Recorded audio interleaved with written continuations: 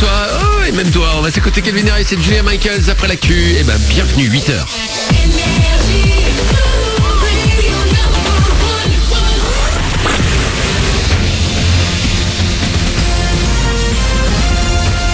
Toute l'actu sur Monaco Menton avec Frédéric Plat.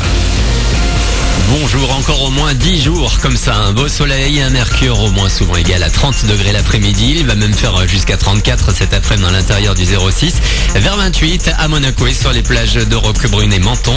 Et si vous quittez la Serviette pour piquer une tête, la Méditerranée est à 24 degrés. Week-end prolongé plus nouvelle vague de départ en vacances, du monde attendu sur les routes dès demain. Bison Futé va hisser le drapeau rouge au niveau national ce jeudi. Ce sera particulièrement compliqué entre 17 et 20h sur la 8 de Mougins à Nice-Saint-Isidore et entre l'Italie et Nice entre 15 et 20h. Ça roulera un peu mieux vendredi avant un week-end encore bien chargé. On reste sur la route avec la RD 52 coupée ce soir à Roquebrune en raison du tir d'un feu d'artifice. Vous ne pourrez pas dès 19h30 circuler entre le rond-point Victoria et le pont Elisabeth. Les animations commenceront dès 20h30. Des déviations seront mises en place avant un retour à la normale sur les coups de minuit. En vacances, il y a ceux qui prennent la route et ceux qui naviguent. À Monaco, une campagne de sensibilisation vient d'être lancée en direction des plaisanciers sur les ports Hercule et Fontvieille. Je navigue, je trie. Son objectif, réduire les déchets marins en distribuant aux navigateurs des sacs destinés à la collecte. Ces sacs ne sont pas en plastique mais en matière biodégradable. Paris, ville olympique, c'est fait. Les membres du CIO ont validé hier le principe de la double attribution. Paris et Los Angeles doivent maintenant se partager le gâteau. Il reste 2 mois pour se mettre d'accord et décider qui organisera les JO en 2024 et 2028. En cas de conflit, il y aura bien un vote en septembre.